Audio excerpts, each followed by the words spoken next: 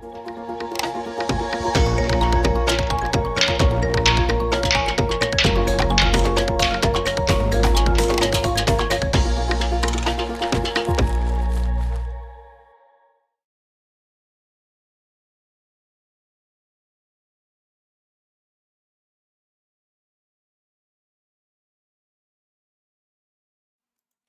वालेकुम बच्चों।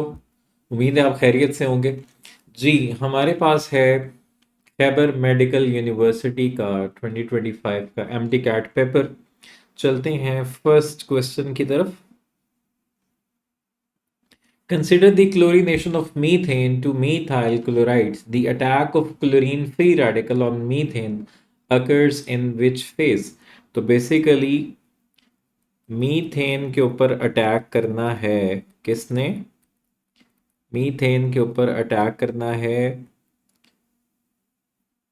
Chlorine free radical ने। तो ये काम होता है प्रोपेगेशन स्टेप के अंदर, जिसमें एक न्यूट्रल मॉलिक्यूल एक फ्री रेडिकल के साथ मिलता है और एक नया फ्री रेडिकल और एक नया न्यूट्रल मॉलिक्यूल बन जाता है। Right answer is Charlie, propagation. Next, a patient with pancreatic insufficiency shows reduced activity of an enzyme that hydrolyzes the first peptide bond at the carboxyl end of proteins and peptides. Which enzyme is deficient? तो basically pancreatic insufficiency है तो फिर एक enzyme जो है वो कम बनेगा, और वो एक ऐसा एंजाइम है जो फर्स्ट पेप्टाइड बॉन्ड को हाइड्रोलाइज करता है एट द कार्बोक्सिल एंड। तो वो एंजाइम जो है वो कौन सा होगा? That is carboxypeptidase peptidase. तो चूंकि प्रोटीन के ऊपर एक्ट कर रहा है तो पेप्टाइडेज, और कार्बोक्सिल एंड पे एक्ट कर रहा है तो दैट इज कार्बोक्सी पेप्टाइडेज। नेक्स्ट है the force of attraction due to temporary dipoles. तो जिनमें परमानेंट डायपोल होता है वो डायपोल डायपोल फोर्सेस होती हैं, या आयन डायपोल फोर्सेस होती हैं, या डायपोल इंड्यूस्ड डायपोल फोर्सेस होती हैं, जिनको हम डी बाय फोर्सेस भी कहते हैं। लेकिन जो टेम्परेरी डायपोल्स बनते हैं वो नॉन पोलर मॉलिक्यूल्स के अंदर टेम्परेरी डायपोल्स बनते हैं, तो वो लंदन डिस्पर्जन फोर्सेस कहलाती हैं। Right answer is beta. In which case does a chemical reaction approach nearly to completion? इनमें से किस में जो केमिकल रिएक्शन है वो ऑलमोस्ट कंप्लीशन तक पहुंच जाएगा, कंप्लीशन की तरफ होगा, जिसमें केसी की वैल्यू बहुत बड़ी होती है? वो रिएक्शन कंप्लीशन की तरफ होता है जिसमें केसी की वैल्यू बड़ी होती है और पॉजिटिव होती है। क्या केसी की वैल्यू स्मॉल होगी? अगर केसी की वैल्यू स्मॉल है तो वो रिएक्शन मिक्सचर ज्यादा रिएक्टेंट्स की तरफ है, प्रोडक्ट्स की तरफ नहीं है। तो KC is large, yes. KC जो है वो नेगेटिव होगा, no. KC is approximately equal to 1, no. Right answer is beta. A student adds bromine water to ethene and observes rapid decolorization. एक स्टूडेंट ऐड करता है ब्रोमीन वाटर को ethene में और ब्रोमीन का जो कलर है वो डीकलराइज हो जाता है। तो what makes ethene more reactive than ethane in this reaction? तो बेसिकली इथीन जो है, जो एल्कीन्स हैं वो एडिशन रिएक्शंस शो करते हैं, और जो एल्केन्स हैं वो एडिशन रिएक्शंस शो नहीं करते। तो एल्कीन्स एडिशन रिएक्शंस क्यों शो करते हैं? क्योंकि उनके अंदर पाई बॉन्ड होते हैं और पाई इलेक्ट्रॉन्स एक्सपोज्ड होते हैं। Ethene has a higher molecular mass, no. Ethene contains a weak and exposed pi bond, yes. Ethane contains fewer sigma bonds, no. ये कोई रीजन नहीं है, सिग्मा बॉन्ड्स हैं तो उसकी वजह से तो वो कम रिएक्टिव है। लेकिन इथीन ज्यादा रिएक्टिव क्यों है? इथीन अंडरगोज सब्सटीट्यूशन मोर रेडिली, नो। इथीन जो है ज्यादा आसानी से एडिशन रिएक्शन देता है। सो इसकी रीजन ये है कि इथीन में वीक पाई बॉन्ड मौजूद है जो कि एक्सपोज्ड है। Right answer is beta. What best describes the overall reaction in electrophilic aromatic substitution in benzene? तो बेंजीन के जो करेक्टरिस्टिक रिएक्शंस हैं that is electrophilic substitution reactions. तो उसमें क्या होता है? उसमें प्रोटॉन निकलता है और उसकी जगह इलेक्ट्रोफाइल आ जाता है। So addition of an electrophile across a double bond, क्या हम डबल बॉन्ड में इलेक्ट्रोफाइल ऐड करते हैं? No. Substitution of a halogen by an nucleophile, no. Nucleophile नहीं आता। Substitution of a proton by an electrophile on the aromatic ring, yes. Substitution of methyl group by a nucleophile, no. Right answer is Charlie. Next, real gases do not reach absolute zero in practice. In practice, because what is absolute zero? Absolute zero वो एक hypothetical temperature है जिस पर किसी gas का volume zero हो जाता है।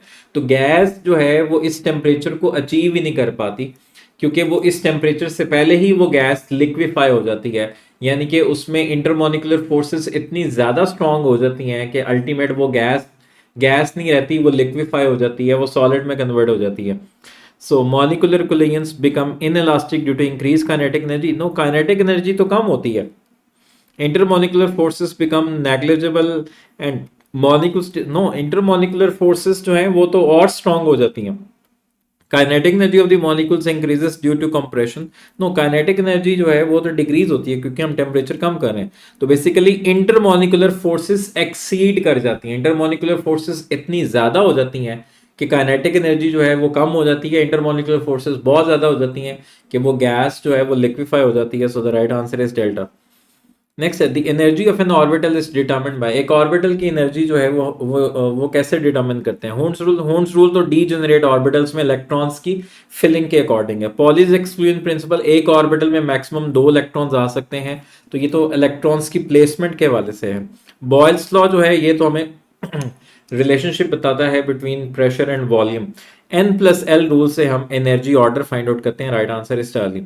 The KSP value of salt AB it gives A+, तो ये बेसिकली हमारे पास AB है। जब आयोनाइज होता है तो A+ बनता है, साथ B नेगेटिव बनता है। तो इसकी जो KSP वैल्यू है वो है 9 × 10⁻⁶।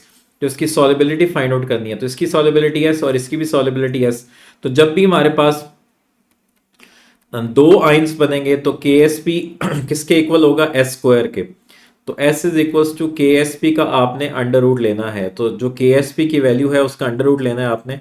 तो 9 × 10⁻⁶, इसका अंडर रूट ले लेंगे तो ये 3 का स्क्वायर है और ये 10⁻⁻³ हो जाएगा, तो ये 3 × 10⁻³ हो जाएगा। Right answer is Charlie. Water changes from a liquid at 4 degree centigrade to ice at 0 degree centigrade. What is the change in volume? तो बेसिकली जब हम लिक्विड से आइस में जाते हैं तो वो 9% ज्यादा स्पेस ऑक्युपाई करती है, यानी कि चेंज इन वॉल्यूम हो जाता है 9% इंक्रीज हो जाता है। Right answer is alpha. For an exothermic reaction the energy level of reactant is. Exothermic reactions में क्या होता है? एक्सोथर्मिक रिएक्शंस में हीट इवॉल्व होती है, तो इसमें प्रोडक्ट की एनर्जी कम होती है, रिएक्टेंट की एनर्जी ज्यादा होती है, more than the product. Right answer is beta. In an electrolytic cell when the current passes through a solution the anode is. Electrolytic cell में जो हमारा एनोड है वो पॉजिटिव इलेक्ट्रोड है क्योंकि वो बैटरी के पॉजिटिव टर्मिनल के साथ अटैच है, और एनोड पे ऑक्सीडेशन होती है। So the right answer is alpha. Anode negative electrode नहीं होता, पॉजिटिव इलेक्ट्रोड होता है लेकिन इसके ऊपर रिडक्शन नहीं होती। नेगेटिव इलेक्ट्रोड नहीं होता, पॉजिटिव इलेक्ट्रोड है जिसपे ऑक्सीडेशन होती है। An increase in internal energy of a chemical system can lead to all except. जब एक इंटरनल एनर्जी इंक्रीज होती है तो सारा कुछ हो सकता है सिवाय एक के। An increase in temperature due to rise in kinetic energy, yes, क्योंकि काइनेटिक एनर्जी, अगर इंटरनल एनर्जी बढ़ रही है तो इसका मतलब काइनेटिक एनर्जी बढ़ रही है, इसका मतलब टेम्परेचर भी बढ़ेगा, ये बात ठीक है। अब phase change such as melting और इवेपोर, और अगर उसकी इंटरनल एनर्जी इंक्रीज हो रही है, मॉलिक्यूल्स की काइनेटिक एनर्जी इंक्रीज हो रही है, तो अल्टीमेट वो मेल्ट हो सकता है, वो इवेपोरेट हो सकता है, ये भी ठीक है। A chemical reaction if energy supplied is sufficient to break bonds, उससे केमिकल रिएक्शन भी हो सकता है अगर वो इतनी ज्यादा एनर्जी है कि उससे बॉन्ड्स ब्रेक हो जाते हैं, तो केमिकल रिएक्शन भी हो जाएगा।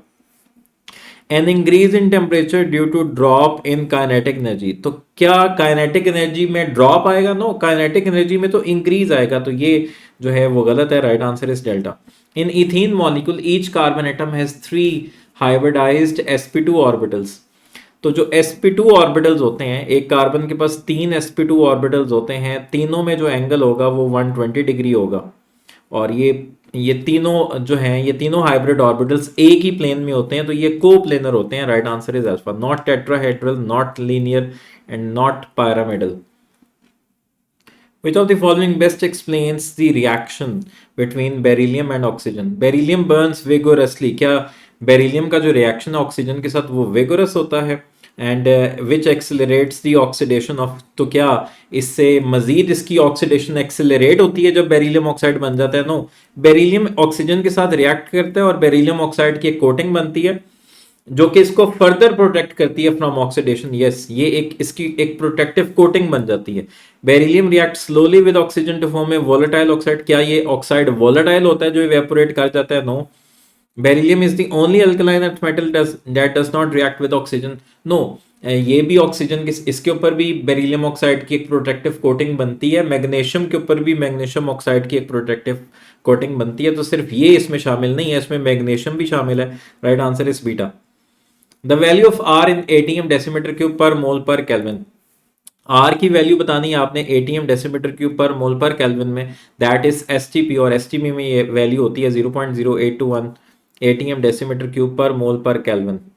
और अगर ये एटीएम से हम टॉर में जाएंगे तो ये 62.4 हो जाएगा।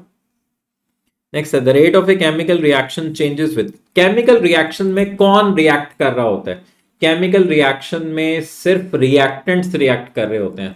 तो रिएक्टेंट्स की कंसंट्रेशन अगर ज्यादा होगी तो रिएक्शन का रेट ज्यादा होगा, रिएक्टेंट्स की कंसंट्रेशन कम होगी तो रेट भी कम होगा। सो इसका मतलब है द केमिकल रिएक्शन का जो रेट है वो चेंज होता है सिर्फ रिएक्टेंट की कंसंट्रेशन को चेंज करके, प्रोडक्ट की कंसंट्रेशन पे डिपेंड नहीं करता, सिर्फ रिएक्टेंट की कंसंट्रेशन पे डिपेंड करता है।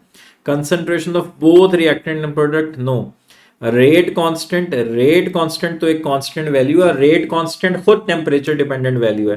तो the right answer is alpha, concentration of reactant molecules. According to Planck's quantum theory, if the frequency of photon is doubled, the value of h will be। h Planck's constant है, ये जो हमारे पास equation है, Planck's equation है। तो अगर हम frequency को डबल करेंगे तो फ्रीक्वेंसी को आप जो कुछ मर्जी करो, एनर्जी को आप जो कुछ मर्जी करो, चूंकि h जो है ये तो कांस्टेंट है, h पे तो कोई फर्क नहीं पड़ेगा, दैट इज Planck's कांस्टेंट, तो ये अनचेंज्ड रहेगा। Right answer is delta. The specific rate constant of a reaction is related to the concentration of reactants। तो जो specific rate constant है ये सिर्फ एक temperature dependent value है, तो concentration of reactants पे ये independent है, ये डायरेक्टली कंसंट्रेशन के साथ इसका डायरेक्ट रिलेशनशिप नहीं है, एक्सपोनेंशियल रिलेशनशिप भी नहीं है, इनवर्सली रिलेशनशिप भी नहीं है। बेसिकली ये जो रेट कांस्टेंट है वो सिर्फ एक टेम्परेचर डिपेंडेंट वैल्यू है। तो इसका मतलब है रिएक्टेंट्स की कंसंट्रेशन पे ये डिपेंड नहीं करता, यानी कि इंडिपेंडेंटली इसके साथ इसका लिंक है। An experiment shows that heating a protein disrupts the alpha helical structure। तो alpha helical structure क्या होता है?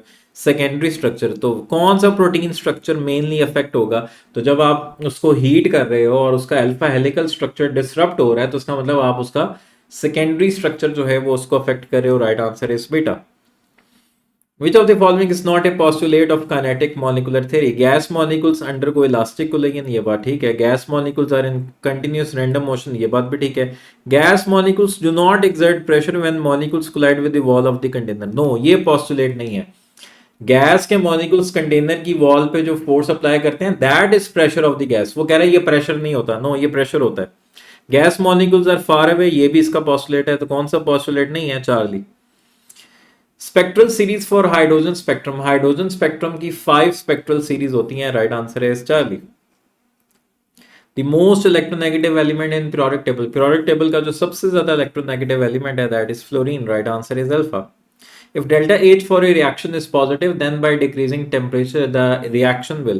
Let's say कोई भी एक रिएक्शन है और हम मान लेते हैं कि वो रिवर्सिबल रिएक्शन है, तो इसकी जो डेल्टा H है वो पॉजिटिव है। तो अगर इसमें फॉरवर्ड पॉजिटिव है, यानी कि अगर फॉरवर्ड एंडो है तो रिवर्स लाजमी एक्सो होगा। तो अगर आप इसका टेम्परेचर कम करोगे देन बाय डिक्रीजिंग टेम्परेचर, तो अगर आप टेम्परेचर कम करोगे तो वो एक्सोथर्मिक रिएक्शंस को फेवर करेगा, तो फिर ये रिवर्स जाएगा। मूव फॉरवर्ड नो, क्या इसका कोई इफेक्ट नहीं होगा ना? इसका इफेक्ट होगा। B both forward and reverse no, ये रिवर्स हो जाएगा, फिर ये एक्सो को फेवर करेगा। Right answer is beta. The addition of water to propene in the presence of sulphuric acid produces. तो बेसिकली यहां पर मार्कोनिकॉफ रूल अप्लाई होगा। वाटर क्या है? HOH in the presence of sulphuric acid. Markovnikov rule apply होगा, negative part उसके पास जाएगा जिसके पास कम हाइड्रोजन है, तो ये हो जाएगा CH3CHOH CH3, तो ये बनेगी 2 प्रोपेनॉल या propane 2 ol. Right answer is beta. In which of the following molecules does the central atom use sp2 hybridization, यानी कि जिसके पास 3 ऑर्बिटल्स हैं और वो 3 बॉन्ड बना रहा है, सिर्फ वो उसके पास 3 बॉन्ड पेयर है, उसके पास लोन पेयर कोई नहीं है। PH3 के पास एक लोन पेयर है तो ये sp3 हाइब्रिडाइज्ड है। NH3 के पास एक लोन पेयर है, ये भी sp3 हाइब्रिडाइज्ड है, और ये भी जो एंटीमनी है ये भी इसी ग्रुप से है, इसके पास भी एक लोन पेयर है, ये भी फिफ्थ ग्रुप से है, इसके पास भी एक लोन पेयर है, तो ये भी sp3 हाइब्रिडाइज्ड है। जबकि CH3 पॉजिटिव में जो कार्बन है, कार्बन जो है उसमें एक इलेक्ट्रॉन कम है, तो यस ये जो कार्बोकैटायन है ये sp2 हाइब्रिडाइज्ड होता है। Right answer is Charlie. In a molecule of phenol the carbon atom which is attached to OH group is, तो बेसिकली जो बेंजीन रिंग है, बेंजीन रिंग का जो कार्बन है वो OH के साथ अटैच है। तो वो ये पूछ रहा है कि ये जो फिनोल है, फिनोल में वो कार्बन एटम जिसके साथ OH अटैच है वो क्या है, तो बेंजीन का जो कार्बन होता है वो sp2 हाइब्रिडाइज्ड होता है। Right answer is beta. Which one of the following is a planar molecule, इनमें से कौन सा प्लेनर मॉलिक्यूल है जिसके सारे बॉन्ड्स एक ही प्लेन में मौजूद हैं। तो ये टेट्राहेड्रल है, ज्योमेट्री है, सारे बॉन्ड्स एक प्लेन में नहीं है। ये भी टेट्राहेड्रल ज्योमेट्री है, सारे बॉन्ड्स एक प्लेन में नहीं है। CH4 टेट्राहेड्रल है, सारे बॉन्ड्स एक प्लेन में नहीं है। BF3 ट्राइगोनल प्लेनर है, इसके सारे बॉन्ड्स एक ही प्लेन में है। Right answer is Charlie. Which of the following has highest bond energy, hydrogen तो सब में सेम है, हाइड्रोजन सब में सेम है, तो जो स्मॉल साइज एटम होगा वो ज्यादा स्ट्रॉन्ग बॉन्ड बनाएगा, तो सबसे स्मॉल साइज है फ्लोरीन का, तो लिहाजा इसकी बॉन्ड एनर्जी सबसे ज्यादा होगी। Right answer is Charlie. Identify the correct electronic configuration for an element with atomic number 24 that is chromium, और chromium होता है 4s1 and 3d5। Right answer is Charlie. Balance the equation using the oxidation number method for copper plus H2SO4, it gives copper sulfate, sulfur dioxide and water। तो ये आप oxidation number method के अलावा खुद से भी इसको बैलेंस कर लो। तो यहाँ कॉपर 1 है, यहाँ कॉपर 1 है, यहाँ सल्फर 1 है, यहाँ सल्फर 2 है, तो राइट साइड पे सल्फर 2 है, लेफ्ट साइड पे सल्फर 1 है, तो इधर हम 2 से मल्टीप्लाई कर देंगे। अब आप देख लो ये खुद ब खुद बैलेंस होगी, सल्फर 2 बैलेंस हो गए, इधर हाइड्रोजन 4, इधर हाइड्रोजन कितने हैं 2, तो इधर हम 2 से मल्टीप्लाई कर लेंगे। अब ऑक्सीजन भी बैलेंस हो गई है, 2 4s are 8 और 4 और 4 8, तो yes right answer is Charlie. ये हमारी बैलेंस इक्वेशन है।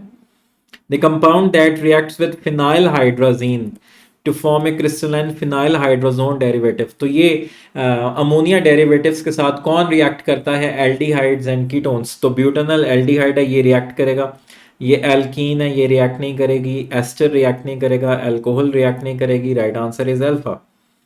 If 4 gram of hydrogen reacts with 2 moles of oxygen to form water, which one is the excess reagent? पहले तो आप बैलेंस केमिकल इक्वेशन को लिखो। बैलेंस केमिकल इक्वेशन हमें क्या बता रही है, बैलेंस केमिकल इक्वेशन ये बता रही है कि हाइड्रोजन 4 ग्राम है तो ऑक्सीजन का 1 मोल रिक्वायर है। तो जो हमें इंफॉर्मेशन गिवन है उसमें हाइड्रोजन 4 ग्राम है और ऑक्सीजन के 2 मोल्स हैं, तो अगर ये 4 ग्राम है तो ऑक्सीजन का 1 मोल चाहिए। तो अगर आप ऑक्सीजन के 2 मोल्स ले रहे हो तो इसका मतलब है ऑक्सीजन जरूरत से ज्यादा है। हाइड्रोजन के 4 ग्राम को ऑक्सीजन का 1 मोल चाहिए, तो अगर आप ऑक्सीजन का 2 मोल ले रहे हो तो इसका मतलब है ऑक्सीजन हमारा एक्सेस रीएजेंट है। Right answer is beta. Water जो है रीएजेंट हम देखते हैं जो एक्सेस में बनता है, जो हमारा रिएक्टेंट होता है वो हमारा एक्सेस में होता है, तो right answer is O2। If 10 moles of magnesium react with excess of oxygen, calculate the theoretical yield of magnesium oxide। बहुत सिंपल क्वेश्चन है। तो सबसे पहले आप इक्वेशन बनाओगे और आप इस इक्वेशन को बैलेंस करोगे। इधर 2 ऑक्सीजन है, इधर 1 ऑक्सीजन है, 2 से मल्टीप्लाई कर लिया और इधर भी 2 से मल्टीप्लाई कर लिया। From the balance chemical equation अगर इसके 2 मोल्स हैं, अगर मैग्नीशियम के 2 मोल्स हैं तो मैग्नीशियम ऑक्साइड के भी 2 मोल्स बनते हैं। अगर आप मैग्नीशियम के 10 मोल्स लोगे तो इसके भी 10 मोल्स बनेंगे। सो अब आप इसको इसके मोलर मास से मल्टीप्लाई कर लो, तो इसका मोलर मास कितना हो जाएगा 24 + 16 40, तो 10 मल्टीप्लाई बाय 40 तो ये हो जाएगा 400 ग्राम। तो 400 ग्राम जो है थ्योरेटिकल यील्ड का मतलब यही है कि आपने प्रोडक्ट की अमाउंट कैलकुलेट करनी है, तो 400 ग्राम बनेगा magnesium oxide. Right answer is delta. Acetaldehyde reacts with ethanol in the presence of acid and initially produces, aldehydes alcohol के साथ रिएक्ट करते हैं in the presence of acid, तो ये acid catalyzed nucleophilic addition reactions है। तो पहले Hemy acetal बनता है, फिर अगले स्टेप में एक और अल्कोहल का मॉलिक्यूल ऐड करते हैं तो फिर एसिटल बनता है। तो उसने पूछा है इनिशियली प्रोड्यूसेस, तो पहले हेमी एसिटल बनेगा, अगले स्टेप में फिर एसिटल बनेगा। Right answer is beta. IUPAC name of the given compound. लो भाई वैसे तो ये जो नाम है, जो ऑप्शंस हैं वो गलत है, इसमें कोई भी ऑप्शन करेक्ट नहीं है। इसमें कोई भी ऑप्शन करेक्ट नहीं है, लेकिन आपने प्रेफरेंस किसको हमने देनी है? प्रेफरेंस हमने देनी है कीटोनिक ग्रुप को।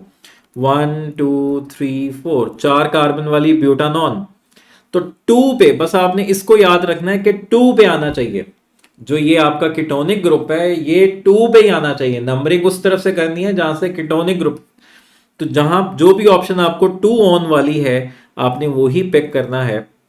सो असल में इसका नाम होगा 4 ब्रोमो ब्यूटेन 2 ऑन। असल इसका नाम होगा 4 ब्रोमो, तो यहां पर ये गलत है। आई होप कि आपको इसका ग्रेस मार्क मिलेगा, लेकिन इसमें आपने 2 ऑन को ही देखना है, ये 3 ऑन नहीं होगा। ठीक है, ब्रोमीन को प्रेफरेंस नहीं देनी, कीटोन को प्रेफरेंस देनी है। राइट आंसर इज बीटा, लेकिन ये 4 ब्रोमो होगा। Consider the given reaction 2Na plus Cl2 it gives 2NaCl. If 4 moles of sodium and 2 moles of chlorine are reacted, how much chlorine will remain unreacted?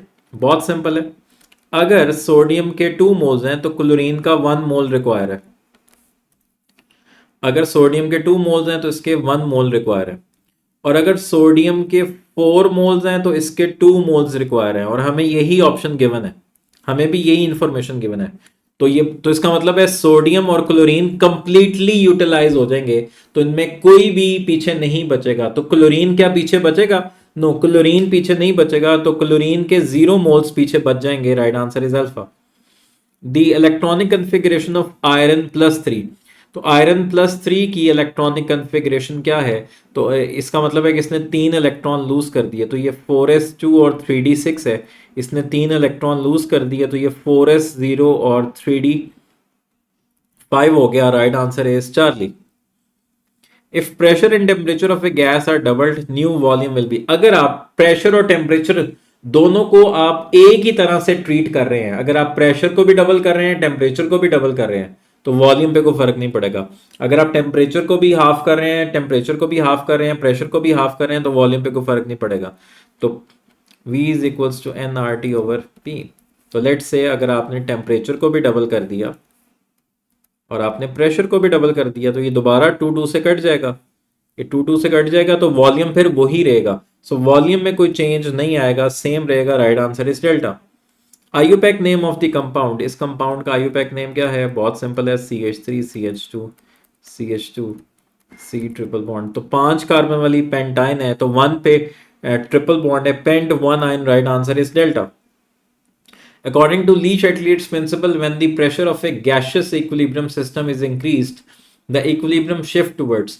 तो जब भी हम pressure को increase करते हैं तो वो ग्रेटर नंबर ऑफ मोल्स से लेसर नंबर ऑफ मोल्स की तरफ जाता है, और जहां पर मोल्स कम होते हैं वहां वॉल्यूम भी कम होता है। सो जब आप प्रेशर इंक्रीज करते हो तो इसका मतलब है कि हम उस तरफ जाएंगे जिस तरफ वॉल्यूम कम होगा। So the equilibrium shift towards the side with lower volume. Right answer is Charlie. Consider a reaction 2A plus B2 it gives 2AB. Which of the following mixtures would make A the limiting reagent? तो इनमें से किस condition में ए limiting reactant होगा? आप देखो कि इनमें रेशो क्या है, इनमें रेशो है 2:1। तो अगर ए के 300 हैं तो B2 को इसका डबल होना चाहिए था।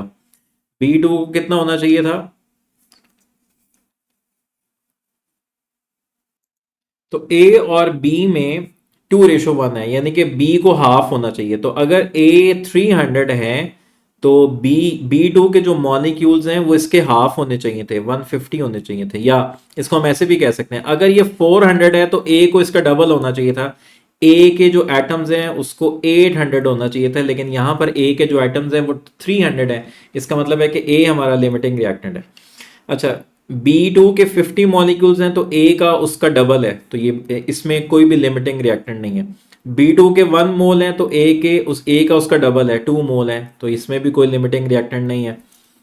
B2 के 2.5 मोल हैं तो A का उसका डबल है, 5 मोल है। सो किस में A लिमिटिंग रिएक्टेंट है? अल्फा में A लिमिटिंग रिएक्टेंट है। Right answer is alpha.